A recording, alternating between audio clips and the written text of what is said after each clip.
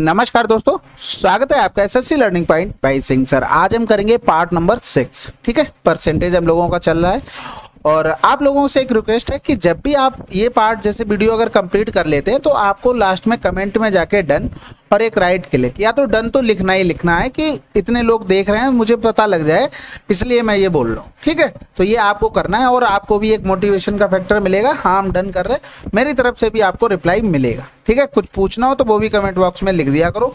और आपको पता है, बिना टाइम वेस्ट किए हम लोग कम टाइम में बहुत ज़्यादा क्वेश्चन कर रहे हैं, क्योंकि हम लोग रिवीजन के पर्पज से ये सीरीज स्टार्ट किए हुए हैं। चलो फिर स्टार्ट करते हैं बिना टाइम वेस्ट किए हुए। पहला सवाल है आज का, कह रहा सलीम ने 784 रुपए में एक वस्तु खरीदी जिसमें 12% जीएसटी शामिल था। जीएसटी जोड़े जाने से पहले वस्तु की कीमत क्या थी? भाई देखो, 100 रुपए की चीज थी जीएसटी से पहले, अगर जीएसटी इसमें जोड़ दी तो कितनी हो गई? 112 रुपए।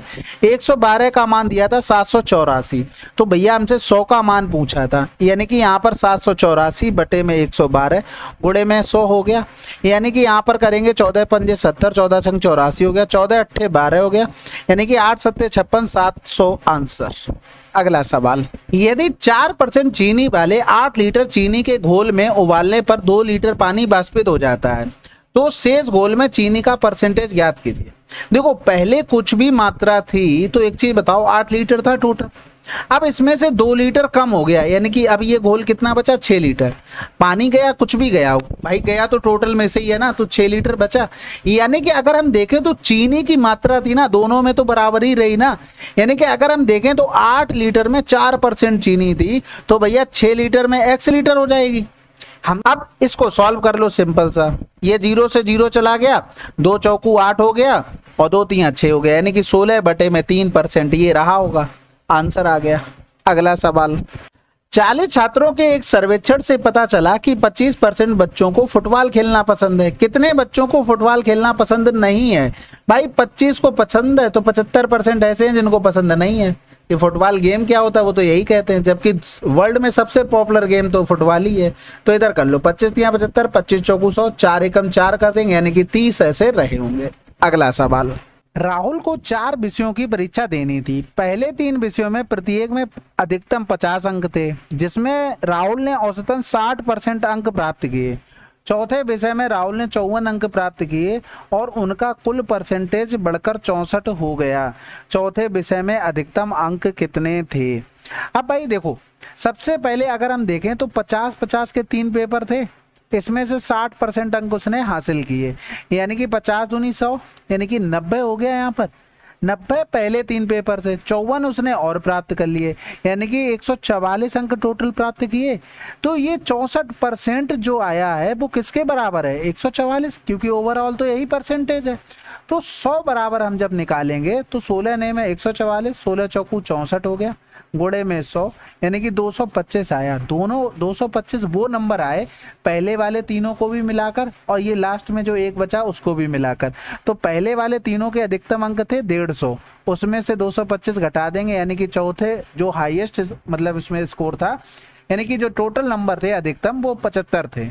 ठीक है, आशा करते हैं समझ गए होगे, थोड़ा सा दिमाग लगाने वाला था, इतना कोई टफ नहीं था। अगला सवाल, एक संख्या के 48% और 38% के बीच का अंतर इतना है, उस संख्या का 58% क्या होगा? भाई इन दोनों का डिफरेंस 10% का मान दिया गया था 354, हमसे 58% का मान पूछा गया था।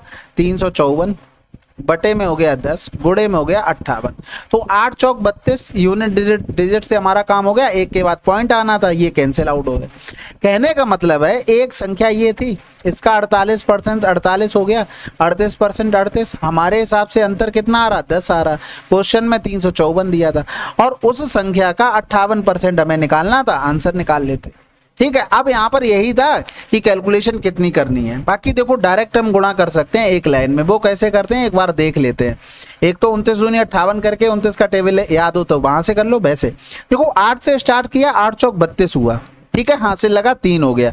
फिर 8 अगले में पहुंचा, 8 पन्ना 40, 5 इसको फॉलो करेगा, 8 पन्ना 40, 5 चौको 20, दोनों को जोड़ दिया भाई, 8 गुणे में 5 किया, 5 गुणे में 4 किया, 8 पन्ना 40, 5 चौको 20, ऐसे लिख के करना नहीं है, ये सिर्फ लिख के दिखाया जा रहा है। ये 60 आया और 3 हासिल था, तो 60 3 63 हो गया, हासिल लगा अब 6 हो गया। अब 8 का 5 में कर चुके, अब 8 का अगले में करेंगे तो 8 3 24 आया, 5 पीछे से फॉलो करेगा, 5 25 हो गया, तो ये 5 4 9 2 2 4 हो गया, 49 में 6 हासिल था, 49 और 6 55 हो गया, हासिल लगा 5।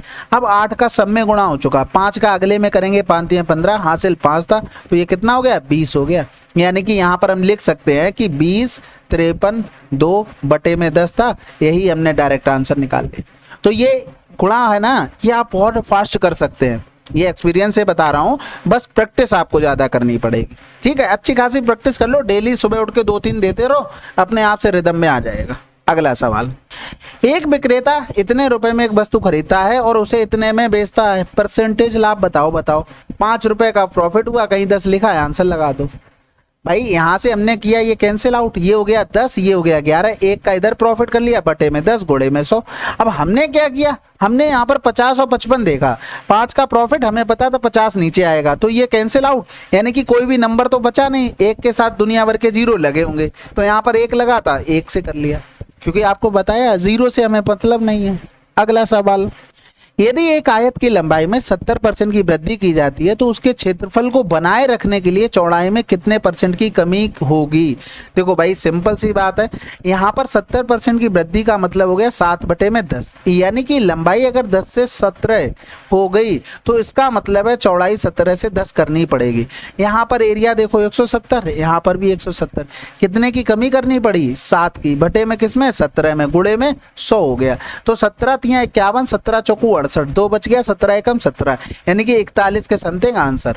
अगर यहाँ पर 42% और होता ऑप्शन में तो हमें आगे सॉल्व करना पड़ता, तब हम देखते कि अगर 41% 2 आ रहा है तो 41 आंसर होगा, 41% 7 आ रहा है तो 42 आंसर होगा। पॉइंट के बाद 5 से बड़ा और 5 अगर होगा तो एक राउंड ऑफ करके बढ़ा लेते हैं। अगला सवाल, किसी दी गई आबादी में 20% आबादी अस्थमा से प्रभावित है, जिसमें से 90% अस्थमा के रोगी आटा मिलों में काम करते थे। यदि कुल जनसंख्या का 30% आटा मिलों में काम कर रहा था तो आटा मिलों में काम करने वाले लोगों का परसेंटेज क्या होगा जो अस्थमा से पीड़ित है।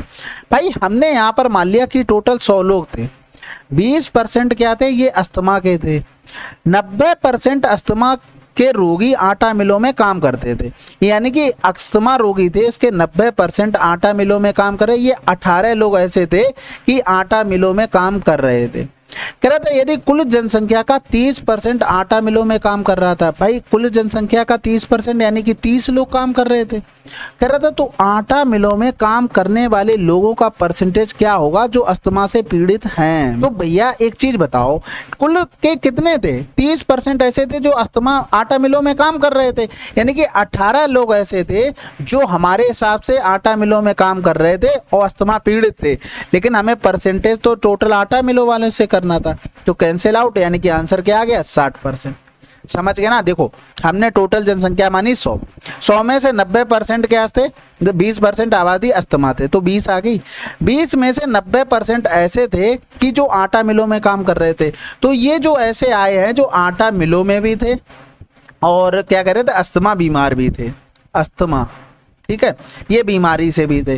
अब वो कह रहा था आटा मिलों में काम करने वाले लोगों का परसेंटेज। तो भैया सबसे पहले एक चीज बताओ, आटा मिलों में काम कितने लोग कर रहे थे, उसने बताया टोटल जनसंख्या का 30%, तो ये टोटल लोग रहे जो आटा मिल में काम कर रहे। अब ये अस्थमा बीमारी ये टोटल हो गए, ये लेकिन टोटल काम किस में कर रहे थे, उसी में कर रहे थे, आटा मिल में, ठीक है, वहां से परसेंटेज। अगला सवाल, एक परीक्षा में 80% छात्र भौतिकी में उत्तीर्ण हुए, 70% छात्र रसायन में उत्तीर्ण हुए, जबकि 15% विषयों में अनुत्तीर्ण हुए, दोनों में।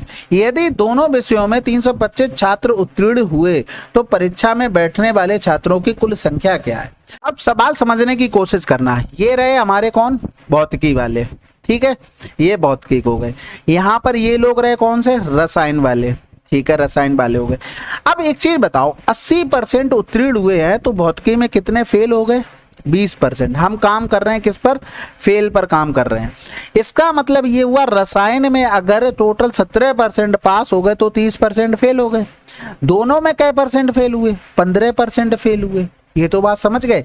इसका मतलब हम यहां से देख सकते हैं कि इधर कितने फेल हुए थे? 5%, क्योंकि टोटल हमें 20 बनाना है तो 5 केवल फिजिक्स में रह गए ना। इसी तरीके से ये 15% केवल रसायन में रह गए, क्योंकि हमें टोटल 30 बनाना था तो ये 15 हो गए। हम यहाँ पर एक चीज देख सकते हैं कि 5 15 दूनी 30 और 5 35% ऐसे लोग हैं जो फेल हो गए। यानी कि अगर हम देखें पास वाले 100% लोग रहे होंगे, सॉरी टोटल लोग 100% रहे होंगे, 35% फेल वाले निकाल लिए तो पास वाले हमारे कितने आ गए? 65%। ये कौन से हैं? ये पास वाले हैं, ये फेल वाले हैं। अब तो बात समझ गए ना। कह रहा था यदि दोनों विषयों में 325 छात्र उत्तीर्ण हुए हैं तो हमारे हिसाब से कितने पास हुए हैं? 65%। तो 65% का मान हमें दिया गया था 325, तो टोटल छात्र कितने माने थे? 100। तो 13 पंजे 65 हो गया, 13 दूनी 26, 13 पंजे 65, यानी कि टोटल कितने छात्र रहे होंगे? 500 छात्र रहे होंगे। मैं आशा करता हूं आप लोग समझ गए होंगे। हमने यहाँ से निकाला कि 35% छात्र ऐसे थे। इसको हम डायरेक्ट भी सोच सकते थे, बस यही है कि ये बना के दिखा देते जिससे समझ में आ जाए। देखो डायरेक्ट कैसे सोच पाते। अब एक चीज देखना, हमने 80% फिजिक्स का देखा, यानी कि 20% फेल हो गए। रसायन में 70% यानी कि 30 हो गए। 30 और 20 50 हो गए। 50 में से ये 15 दोनों में फेल हैं, तो ये 2 बार काउंट होते हैं। इसका मतलब हमने इसको घटा दिया तो कितना आ गया? 35% लोग फेल हो गए तो 65 पास हो गए ना। यही 65 बराबर दिया गया। अब यहाँ पर देखो होता क्या है, जैसे हमने अगर ये लिखा, इन तीनों को अगर जोड़ते हैं तो देखो पहले फिजिक्स को लिया तो 5% प्लस का 15%, फिर केमिस्ट्री का लिया 15 प्लस का हो गया 15%, तो ये 15 2 बार जुड़ जाता है। इसीलिए ये 15 हम यहाँ से क्या कर देते हैं? माइनस कर देते हैं। समझ में आई बात कि नहीं आई? अब ये बताओ। अब कह रहे होगे कि लाइव तो है नहीं, कैसे बताएं कि समझ में आया कि नहीं आया? कोई बात नहीं, कमेंट में बता दिया करो।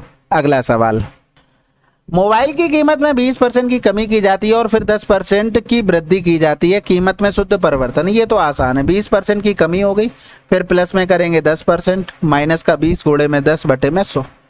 ठीक है, ये कैंसिल आउट हो गया। इधर हमने देखा तो यहाँ पर माइनस का 10 आ गया, माइनस का 2, यानी कि 12% की क्या हो गई? शुद्ध परिवर्तन हुआ, या हमारे हिसाब से बोल सकते हैं कमी भी हुई क्योंकि माइनस का आया। परिवर्तन का मतलब यही होता है, चाहे वृद्धि हो चाहे कमी हो, परिवर्तन होता है। अगला सवाल, एक कस्बे की जनसंख्या 10,000 है। यदि पुरुष जनसंख्या में 5%, महिला जनसंख्या में 10% की वृद्धि होती है तो जनसंख्या इतनी हो जाएगी। शहर की वर्तमान जनसंख्या में महिलाओं की संख्या। हम ओवरऑल देख लेते हैं कि कितना भैया वृद्धि हुई। 800 की वृद्धि हुई, यानी कि 800 की ओवरऑल वृद्धि हुई किस पर? 10,000 पर हुई। अब जो मैं लिख रहा हूं ना, ये लिखने की जरूरत नहीं, आपको ऐसे ही पता होना चाहिए। ये 0 से 0 कट गए, टोटल 8% आ गई। भाई पुरुष 5%, महिला में 10% और ओवरऑल 8%, यानी कि रेशियो बनाएंगे तो ये 2 हो गया, इधर 3 हो गया। हमारे हिसाब से टोटल 5 है। क्वेश्चन में टोटल 10 के दिया हुआ था। महिलाओं के लिए ये था, यानी कि 3 बराबर निकालना था, तो 5 दूनी 10, 3 दूनी 6 के हमारा आंसर आ जाए। अब ये मत पूछना ये रेशियो नंबर का ही क्यों आया, हम बता चुके हैं पीछे के वीडियो में भी। अगला सवाल, जनसंख्या के परसेंट में वार्षिक वृद्धि 5% और लोगों की वर्तमान जनसंख्या इतनी है, 3 वर्ष के बाद जनसंख्या क्या होगी? भाई देखो 5% की 3 वृद्धि होगी। अब यहाँ पर ये देख लो, हम सक्सेसिव लगाने में ज्यादा बेनिफिट रहेंगे तो उसी हिसाब से कर लेते हैं। 5% मतलब हो गया 1/20, यानी कि 20 से 21 हो गया। 3 वर्ष की बात करा तो हम इसका क्यूब कर देंगे। अब क्यूब याद होना चाहिए, नहीं याद होगा फिर फंस जाओगे। 8,000 हो गया, ये 92 61 हो गया। इसका मान दिया गया था हमको 16,000, तो ये 2 गुना हो रहा था, इसका भी 2 गुना कर दो। यूनिट डिजिट से काम हो गया। 2 छक्के 12 हो जाएगा, 2 दूनी 4, 1 5 हो गया, 2 ने में 18, यानी कि 18 522 आंसर। अगला सवाल, सोहन ने अपने खर्चों में 25% की कमी की, बाद में उसने उन्हें 10% और घटा दिया। उसके कुछ खर्च में कुल कितने परसेंट की कमी आई? बहुत आसान हो गया सवाल। भाई 25% की कमी की, फिर 10% को घटा दिया, माइनस माइनस प्लस का साइन आ जाएगा यहाँ पर। 25 गुणे में 10 बटे में 100 हो गया। ये कैंसिल आउट हो गया। इनको जोड़ा हमने, मैं 35% आ गया, और इधर करेंगे तो ये 2.5 हो गया। 35 से 3 गया तो 32 हो गया। 32.5% आ जाएगा माइनस में, यानी कि इतनी हमारे पास कमी होगी। ये तो सबको फार्मूला पता होगा ना, प्लस माइनस का बी प्लस माइनस का ए बी अपॉन में 100।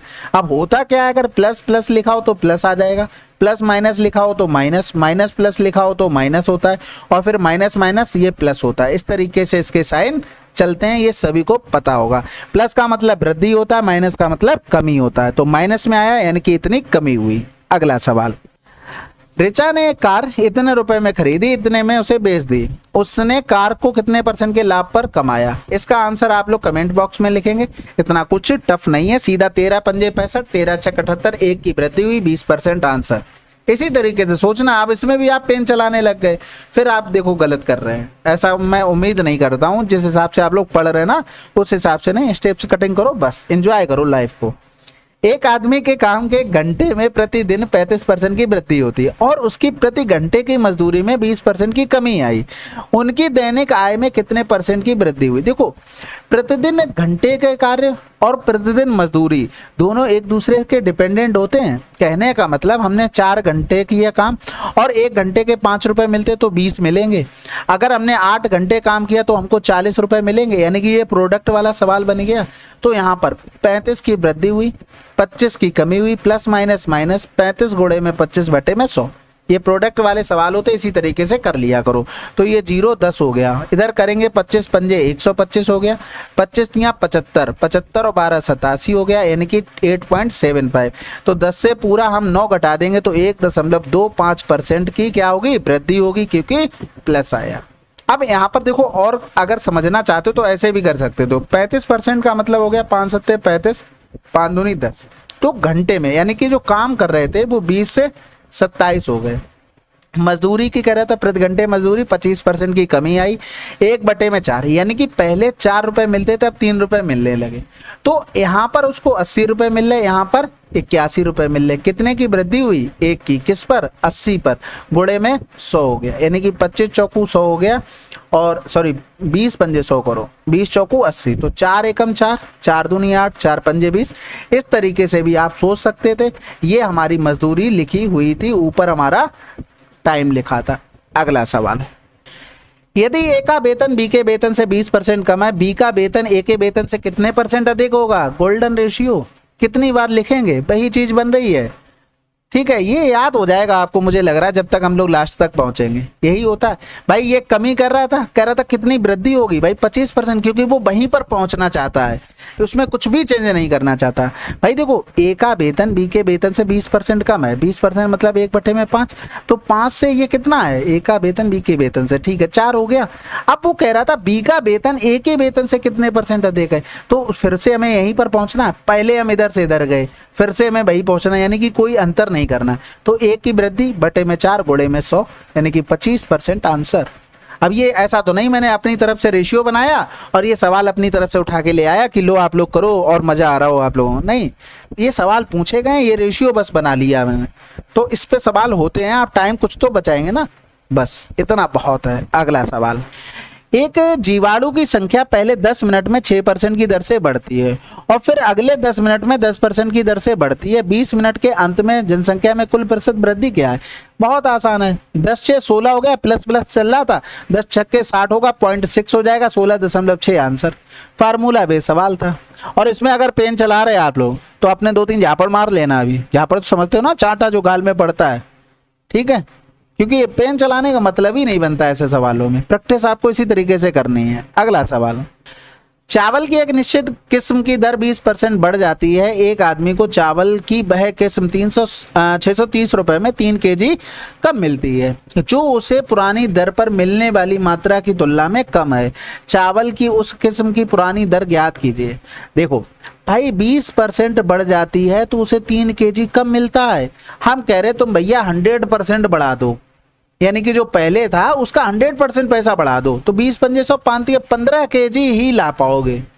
इसका मतलब ये है, अगर हमसे प्रेजेंट का प्राइस पूछता तो 630 बटे में 15 हो जाता, क्योंकि भाई कोई भी चीज है भाई 20% की वृद्धि हुई तो 3, 100% बढ़ाओगे तो 15 kg मिल पा रहा है, यानी कि प्राइस बढ़ा ना, चीज़ तो हमें पता लगी टोटल 15 kg मिल पा रही है। अगर पहले पे जाएंगे तो 15 kg अभी मिल रहा है ना, पहले तो 3 कम मिल रहा था, सॉरी 3 कम मिलने लगा ना अभी, तो पहले 3 ज़्यादा मिल रहा होगा, यानी कि 18 मिल रहा होगा। तो अभी का प्राइस, सॉरी पहले का प्राइस कितना हो जाएगा, 630 बटे में 18। भाई 3 kg कम मिल रहा था, हमने 3 जोड़ दिया, यानी कि 18 पहले मिल रहा होगा, प्राइस हमारा सेम रहता, प्राइस में कुछ नहीं करना होता। तो ये कर देंगे 6 कम 6, 6 पंजे 30, 6 3 18, इधर कर देंगे 3 तिरका 9, 3 पंजे 15, आंसर आ गया 35 रुपए प्रति किलो। अगर वो अभी प्रेजेंट का पूछेगा तो 15 चौकू 60, 15 दूनी 30, ये आंसर आ जाएगा। अगला सवाल, टेरी रोजाना इतने ml दूध का सेवन करते हैं, वह 5 सप्ताह में कितने लीटर दूध पिएगी। अब बताओ इसमें क्या ही करोगे भाई, रोजाना इतना, 5 सप्ताह का मतलब हो गया एक सप्ताह में कितने दिन होते हैं, 7 दिन, यानी कि 35 हो गया, गुणे में 1700 हो गया।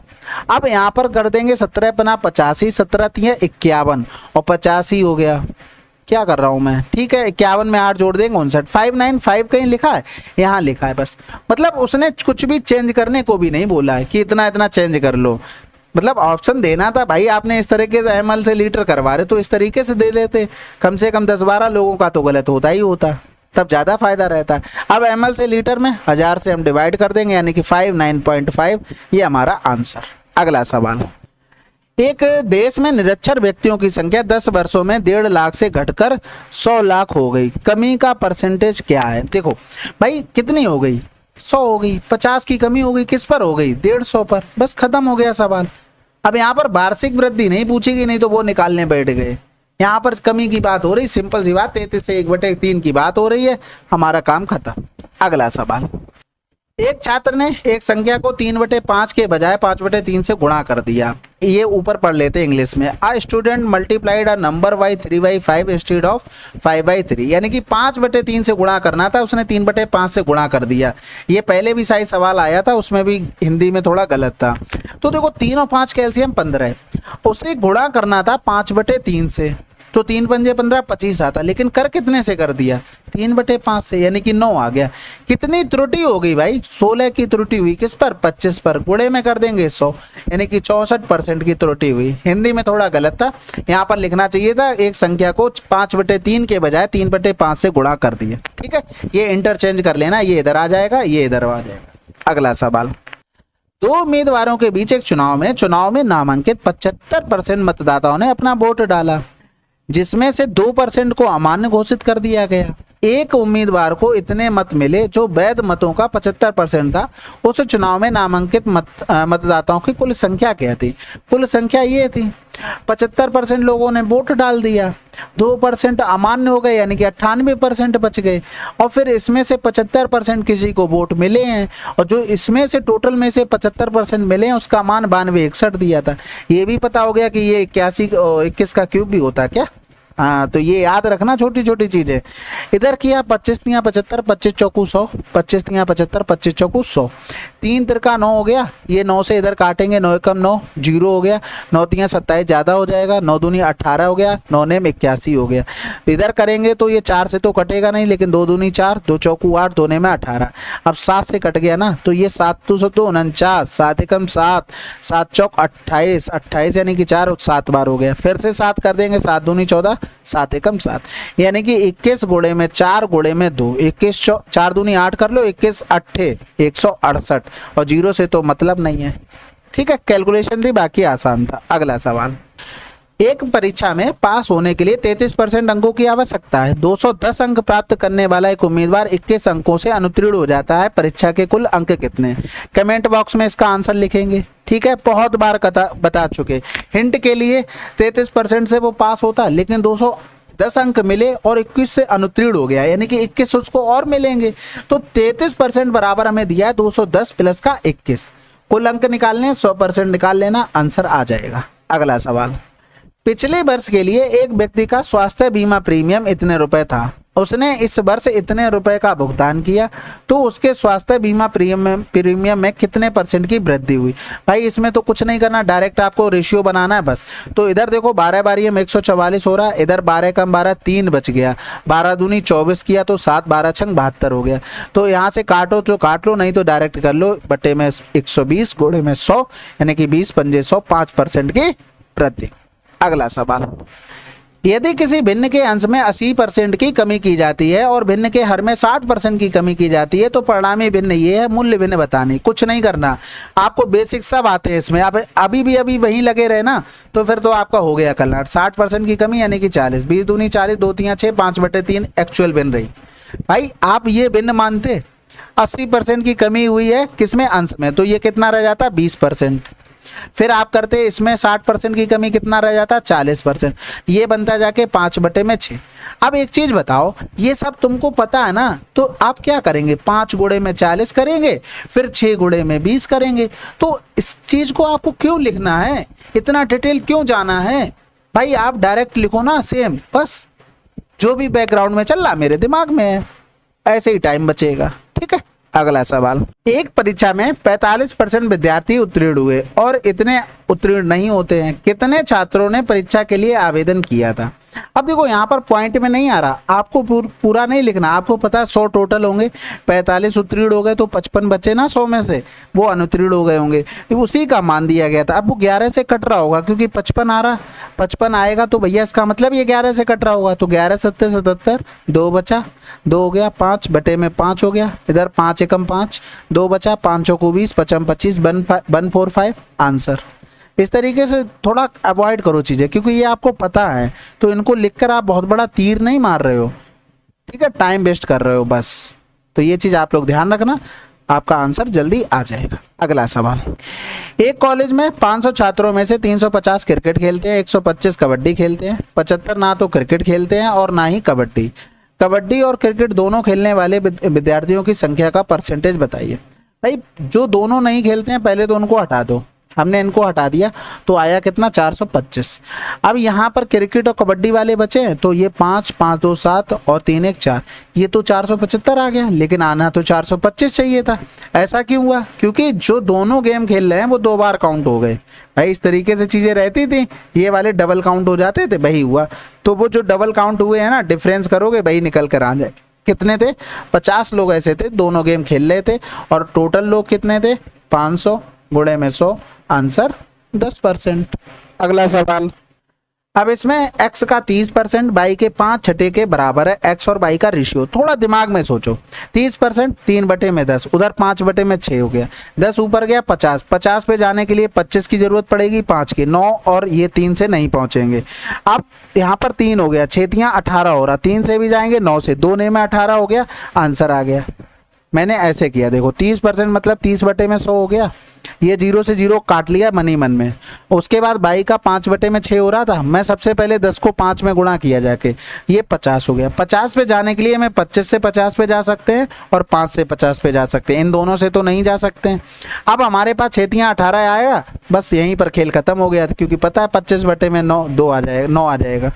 बस कैलकुलेशन थी, आप लोग भी ऐसे कर सकते हैं, मैंने बहुत बड़ा तीर कुछ नहीं मारा है। अगला सवाल, एक स्कूल में 1400 लड़के 600 लड़कियां, परीक्षा में 40% लड़कियां और 60% लड़के उत्तीर्ण हुए, तो असफल उम्मीदवारों का % क्या है। भाई 40% उत्तीर्ण हुए ना, अब यहाँ पर 40% हुए तो 60% ये क्या हो गए, ये फेल हो गए, ठीक है। लड़कियों में, लड़कों में कितने फेल हो गए, 40% फेल हो गए। टोटल 100% रहते हैं, उस हिसाब से हमने कर लिया। यहाँ पर देखा तो 2 7 14, 2 3 6, इनमें 7 और 3 का रेशियो था।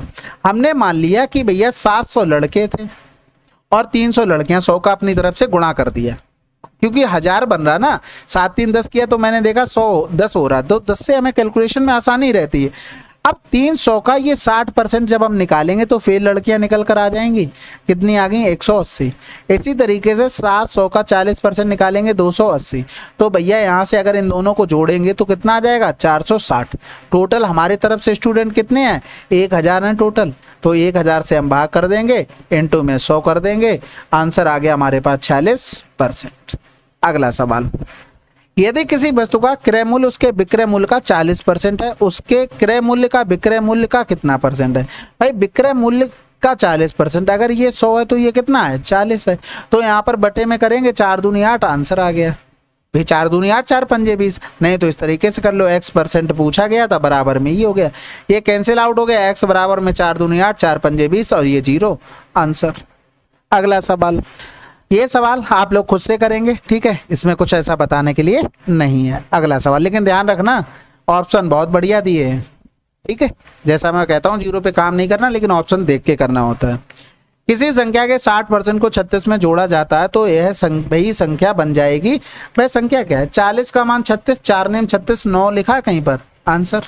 भाई हमने 100 मानी संख्या, 100 का 60% करेंगे 60% आ जाएगा। इसमें 36 जोड़ा जाता है तो ये संख्या वही सेम बन जाती है 100%। इन दोनों का डिफरेंस कितना है? 40% है, यानी कि 40% बराबर 36 हो गया, तो 100 बराबर में क्या हो गया? 90 हो गया।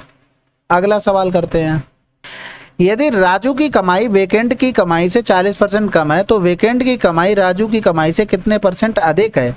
अब यहाँ पर देखो, वेकेंट की कमाई से 40% कम है, यानी कि 100 है, तो राजू की कमाई कितनी है? 60 हो गई। यानी कि हमने पूछा है वेकेंट की कमाई राजू की कमाई से कितने % अधिक है? 40 अधिक है। किससे? राजू से। गुणे में 100 कर दिया, तो इधर ये कैंसिल आउट, 2 दूनी 4, 200 बटे में 3%, आंसर आ गया। अगला सवाल, अब इसमें a minus B 60%, a plus B 40% समान है, a का मान a का कितना % भी है? तो देखो 20 दूनी 40 हो गया, 20 तियां 60 हो गया, यानी कि a अपॉन में b लिखेंगे तो इसको कर लेंगे a प्लस बी, यानी कि 3 2 5, 3 से 2 गया, 1 आ गया। कह रहा था a का कितना %? a 5 है, इसका हमने मान लिया x% बराबर में क्या हो गया हमारे पास? ऐसे लिख लो, x% बराबर में 1, यानी कि x बराबर क्या आ गया? 20%, आंसर। अब इतना कैसे कर लिया? भाई देखो यहां पर दिया हुआ था a प्लस का b का 40% बराबर में हो गया a माइनस का b, ये 60% हो गया, ठीक है। परसेंटेज से percentage cancel out, a plus का b अपॉन में a माइनस का b, 20 तियां 60, 20 दूनी 40। देखो मैं आप लोगों को वही चीज बताऊंगा जो की जाती है एग्जाम में, हवा भाई में कुछ भी ऐसा नहीं बताऊंगा जो आप लोगों को लगे कि नहीं ऐसा नहीं हो सकता। अब ये सवाल आपको भले ही लग रहा हो, जिसको पता होगा अच्छी बात है, लेकिन अभी आप सोल्यूशन देखेंगे ना, आप समझ जाएंगे कैसे किया था, ठीक है। आपने एक चीज पढ़ी होगी कंपोनेंडो एंड डिविडेंडो, नहीं पढ़ी हो तो देख लो। ये इससे हम लिख सकते हैं a प्लस बी और एक बार डिफरेंस कर देते हैं, तो इसी तरीके से c plus D, c minus का d लिख सकते हैं। इससे इस पर भी हम जा सकते हैं और इससे हम इस पर भी जा सकते हैं। अब यहाँ पर देखना, ये a लिखा था, ये b लिखा था, तो a अपॉन b हमने कर दिया यहाँ पर। इसी तरीके से देखो a यहाँ लिखा था, b यहाँ लिखा था, हमने यहाँ पर a अपॉन b लिखा है, और यहाँ पर 3 प्लस का 2, 3 से 2 गया, ये घटा दिया, यानी कि 5 बटे में 1 आ गया। यही चीज डायरेक्ट लिखी। अब बताओ स्टेप्स कटिंग करके आप इतना नहीं लिख पाओगे क्या? 20 दूनी 40 किया, 20 तियां 60, a प्लस बी के नीचे a अपॉन b कर दिया, 3 बटे में 2, देखो हमने यही तो लिखा था बस, क्योंकि ये मुझे थोड़ा कंफ्यूजन कर रहा था, मैंने लिख लिया। अब ऐसा तो नहीं है कि पूरा आप डिटेल में बनाने जा रहे हैं, इतना लिख रहे हो, ये सब तो लिखने की जरूरत नहीं है, ठीक है। अगला सवाल करते हैं फिर। a का 15% b के 18% के बराबर है, बस जैसे ही आपको ऐसा दिखे तुरंत ये इसके मान मान लो, ये इसका मान मान लो, बात खत्म। खराब b का कितना %? b का मान क्या है? 15 है, 15 का x%, a के 20% के बराबर है, a का मान क्या हमने मानना है? 18 है, गुणे में 20%, मतलब 20 बटे में 100 हो गया। वैसे तो परसेंटेज से परसेंटेज काट देना था, 100 तो लिखना ही नहीं था, तो x बराबर में आ जाएगा 12 दूनी 24, यानी कि 24%, आंसर। भाई आप इस तरीके से लिखोगे ना, a का 15% बराबर में b का 18%, तो ये डायरेक्ट मान आपको मानना, परसेंटेज से परसेंटेज तो कट चुका है। अब अगर आप यहाँ पर लिखोगे a अपॉन b, तो 18 बटे में 15 ही तो लिखोगे, तो ये लिखने की क्यों जरूरत है? आप डायरेक्ट मान मानो ना कि ऐसे ये इसका होगा। कुछ अपनी तरफ से ट्रिक बना के चलो जिससे स्टेप्स कटिंग हो पाए, और ये होती तभी है जब अच्छी खासी आप प्रैक्टिस करोगे, नहीं तो वही चीजें रिदम चलता रहता है। अभी ये सवाल मैंने बता दिया, आप अब तुरंत दोबारा करो, फिर से टाइम बच जाएगा, अभी मैंने थोड़ी देर पहले बोला। तो यही चीज होता है। कुल मिलाकर अगर कंपटीशन की दुनिया देखे ना, एक तरीके से मैथ भी रटी जा रही है, क्योंकि कम टाइम में आप कितना कर पा रहे हो। आता तो सबको है, घर पे बैठ के हर कोई पेपर कर लेगा, लेकिन विद इन टाइम एग्जाम के प्रेशर में करना, यही खेल होता है। जिसने प्रैक्टिस ज्यादा की वही निकल जाता है। अगला सवाल, दो संख्याओं के बीच का अंतर बड़ी संख्या का 35% है। यदि छोटी संख्या 195 है तो बड़ी संख्या बताना। कह रहा था दो संख्याओं के बीच का अंतर बड़ी संख्या का 35% है, यानी कि अगर ये 100 है तो यहाँ पर कोई संख्या रही होगी, इनका अंतर हमें दिया गया था 35, यानी कि यहाँ पर देखेंगे तो ये 65 रहा होगा, तभी तो अंतर 35 आएगा, नहीं तो नहीं आ पाएगा। यानी कि 65 का मान हमें दिया गया था 195 और हमें निकालना क्या था, बड़ी संख्या यानी कि 100 का मान। तो 13 पंजे 65 हो गया और इधर करेंगे तो 13 एकम 13, 13 पंजे 65, आंसर आ गया 300। अगला सवाल, x बाई से 6 गुना बड़ा है, बाई x से कितने % कम है। देखो x और बाई 6 गुना बड़ा है बाई से, ठीक है, बाई x से कितने % कम है भाई, 5 कम है, बटे में 6 गुणे में 100 कर देंगे, बस खत्म हो गया। यानी कि 250 बटे में 3% ये हमारा आंसर आ जाएगा। नहीं आ रहा, 3 अट्ठे 24, 3 त्रिका 9, 83 से 1 बटे में 3% आ गया। अब यहाँ पर ये कंफ्यूजन होगा 6 गुना बड़ा है, जोड़ना है कि नहीं जोड़ना है। हमेशा अगर इसमें डाउट हुआ करे इंग्लिश में देख लिया करो, अगर इंग्लिश में मोर लिखा है तो जोड़ना है, अगर मोर नहीं लिखा है तो कुछ नहीं करना है, बात खत्म। हिंदी में थोड़ा कंफ्यूजन हो जाता है क्योंकि ये ट्रांसलेट किए हुए क्वेश्चन होते हैं इस वजह से, ठीक है, तो ये ध्यान रखना। अगला सवाल, विकास अपने वेतन का 80% खर्च करता है, उसके वेतन में 25% की वृद्धि हुई और उसके व्यय में 15% की वृद्धि हुई, उसकी बचत में कितने % की वृद्धि हुई। इसका ट्रिक बताई थी हमने सिंपल सी, ये इनकम हो गया, एक्सपेंडिचर हो गया, हमारे पास सेविंग हो गई। 80% खर्च करता है, मान लो हमारे पास 100 है, 80% उसने खर्च कर दिया तो सेविंग हमारे पास 20 हो गई। वेतन में 25% की वृद्धि हो गई, ठीक है, व्यय में 15% की व्यय हो गई, वृद्धि हो गई। इसमें हमसे पूछा गया था, इसका ये रेशियो आसान करके भी आप लोग कर सकते हैं, ठीक है। 2500 हो गया। इनकम क्या होती है, एक्सपेंडिचर इनटू में ये होता है सेविंग, ये सब परसेंटेज में लिखा है, इनटू में कह रहा हूँ, एक्सपेंडिचर प्लस का सेविंग होता है इनकम, ठीक है। इनका गुणा करेंगे 15 अट्ठे 120 यानी कि 1200 आ गया, परसेंटेज हटा दो, प्लस करेंगे 20 का x% आ जाएगा, ठीक है। यहाँ से डिफरेंस किया 0 0, 5 से 2 गया 3, 2 से गया 1 हो गया, बटे में 20 हो गया, ये आ जाएगा हमारे x का मान, कैंसिल आउट हो गया, 2 छक्के 12, 2 पंजे 10 यानी कि 65% आंसर। ये इसका सबसे आसान तरीका होता है आपको करने का, बस प्रैक्टिस आपकी ज़्यादा से ज़्यादा होगी, आसानी से कर लेंगे। अगला सवाल, एक राशि के 85% के 50% का 30% 51 के बराबर है। अब इसमें कुछ नहीं करना आपको, यहाँ पर कह रहा था 30% यानी कि 3, 50% मतलब हो गया 5, ठीक है, 85% का मतलब हो गया 85, बस खत्म। 17 तिया 51 हो गया, 17 पना 85 हो गया, 55 25 तिया 75 हो गया, 75 दूनी 150 यानी कि 4 बार जाएगा, कहीं 400 वगैरह लिखा है आंसर। भाई आपको पता है कि अगर इस तरीके से चीज़ें लिख रहे हो आप, 85 बटे में 100, 50 बटे में 100 और 30 बटे में 100, ये आप लिख चुके हैं कितनी बार, दुनिया भर के बार में। तो एक चीज़ बताओ, ये हमें पता है 100 दुनिया भर के इसमें गुणा होने हैं, तो हमने 51 बटे में 85 गुणे में 5 गुणे में 3 कर लिया, 17 पना 85, 17 तिया 51 हो गया, 55 25 हो गया, 25 तिया 75, या 3 से 3 काट लो, 1 हो गया, 55 25 हो गया, ऊपर दुनिया भर के 100 चल रहे होंगे तो 25 चौकू 100 हो गया। अब कहीं 4 के साथ 0 लगा होगा, आंसर लगा दिया। अब इसको लिखने से कोई फायदा है, कुछ भी नहीं है, बस हाँ अगर ये लिख दिया उसने तो आपको एग्जैक्ट करना पड़ेगा भाई, इसके लिए कोई कुछ नहीं कर सकता, फिर तो करना ही करना है। अगला सवाल, एक कॉलेज में इतने छात्र हैं जिनमें से 82% फुटबॉल, 7% कबड्डी, 4% शतरंज और शेष खिलाड़ी क्रिकेट खेलते हैं, तो क्रिकेट खिलाड़ियों की संख्या क्या है। आसान है, 82 7 यानी कि 89 और 4 93, 7% बचे हैं वो क्रिकेट खेलते होंगे, क्योंकि कोई भी टोटल नंबर होता है 100% होता है। इसी 100 का मान 3600 दिया था, गुणे में 7 कर देते तो ये कैंसिल आउट, 7 छक्का 42 हो गया, 7 तिया 21 और 4 25 आंसर। अगला सवाल, यदि ए बी का 120% है, 120% मतलब होता है 20 छक्का 120, 20 पंजे 100। अब यहाँ पर ए और बी का 6 बटे में 5 करेंगे तो 6 हो गया।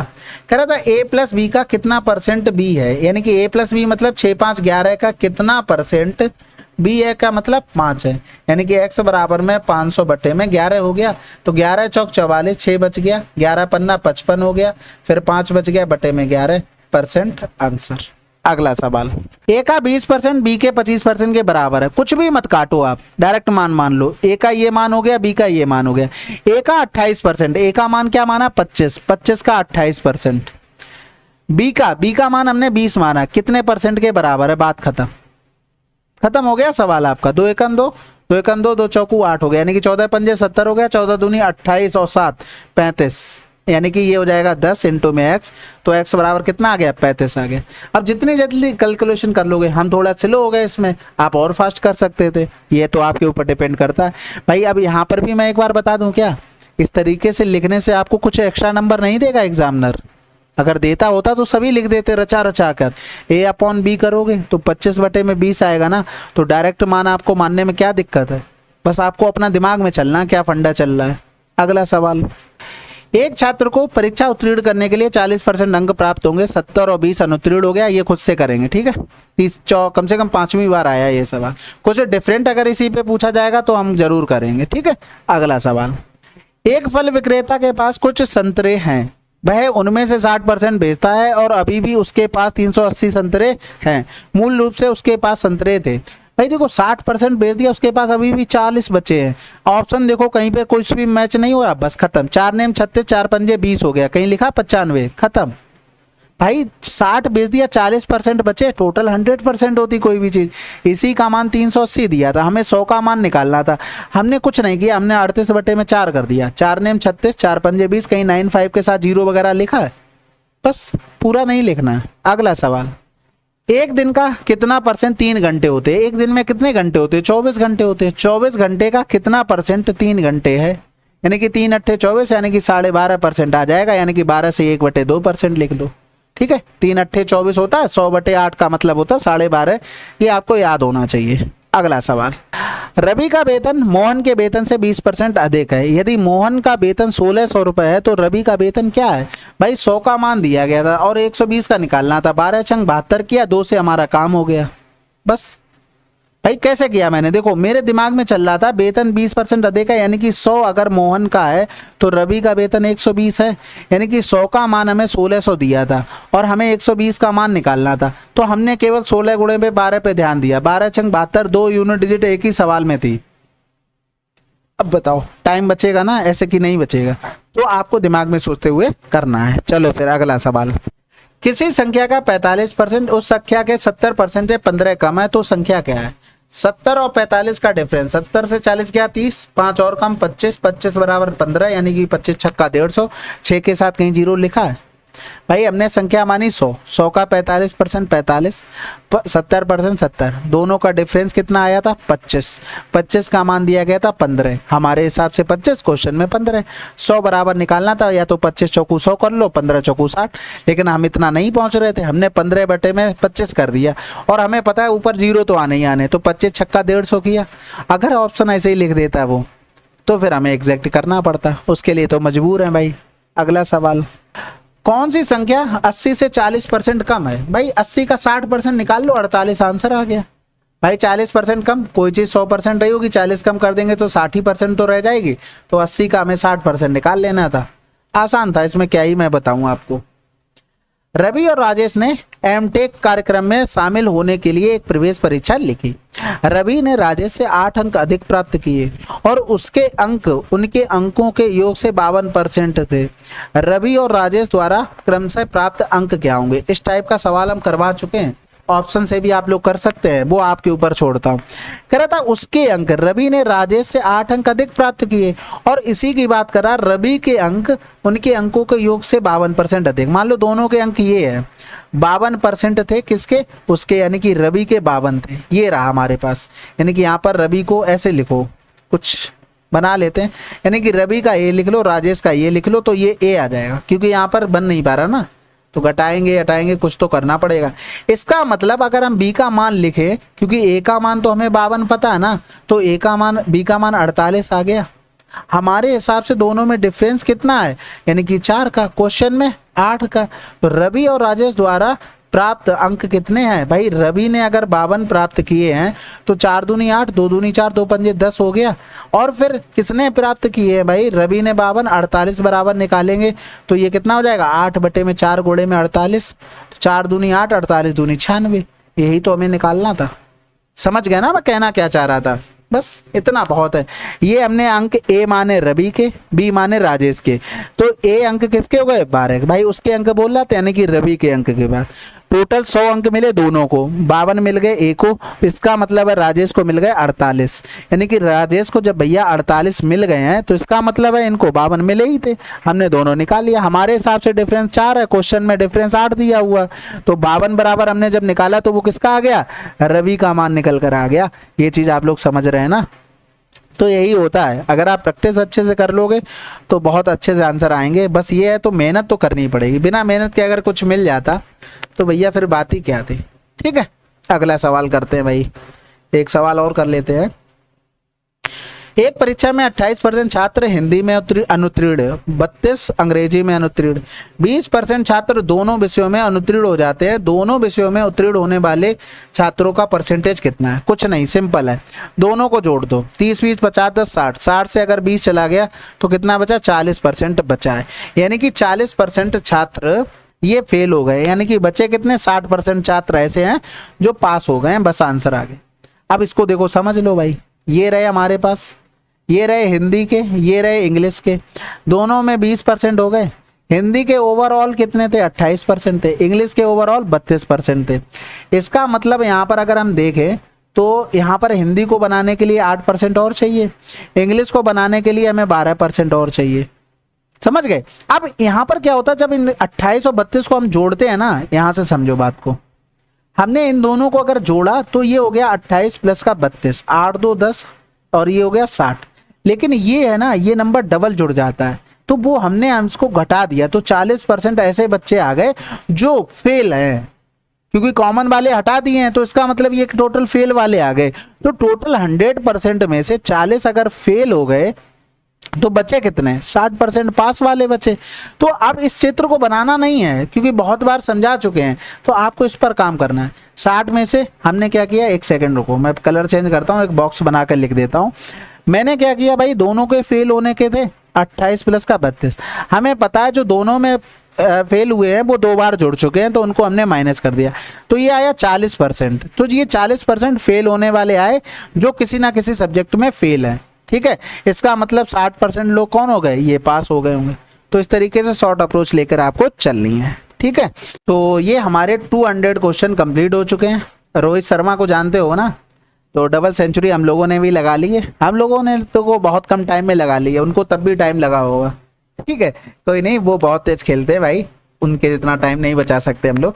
बस आप लोग कमेंट करके बताइएगा जो अप्रोच है हम लोगों की स्टेप्स कटिंग वगैरह की, वो कैसी आपको लग रही है। वीडियो देख लिया करो, उसके बाद डन जरूर लिख दिया करो, जिससे मुझे भी लगता है हाँ इतने लोग देख रहे हैं, कुछ ना कुछ तो हमारे भरोसे हैं, तो उस हिसाब से मेहनत करने का मन भी करता है। बाकी आपके ऊपर है, नहीं करोगे तो कुछ कर तो लेंगे नहीं, क्योंकि आमने सामने तो है नहीं है कुछ। ठीक है, और बाकी कोई सजेशन हो कमेंट बॉक्स में जरूर लिखिएगा, और मेरी तरफ से पूरी कोशिश रहेगी जितनी जल्दी हो सके उतनी जल्दी इसको कवर करने की। अब स्टार्टिंग से अगर आप जुड़े हो तो एक बार ट्रस्ट बनाकर साथ में जुड़े रहिए सीरीज में। आप बिलीव करेंगे कि आपका टाइम भी सेव होगा और कम टाइम में आप ज़्यादा क्वेश्चन रिवीजन भी कर लेंगे। बस ये ध्यान रखना कि इजी क्वेश्चन समझकर स्किप मत करना, स्टेप्स कटिंग करने की कोशिश करना, धीरे धीरे वो चीज़ें आती हैं।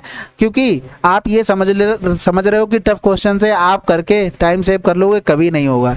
इजी क्वेश्चन से टाइम सेव होता है। ठीक है, चलो बहुत बातें हो गई, मिलते हैं अगले वीडियो में, तब तक के लिए जय हिंद जय भारत।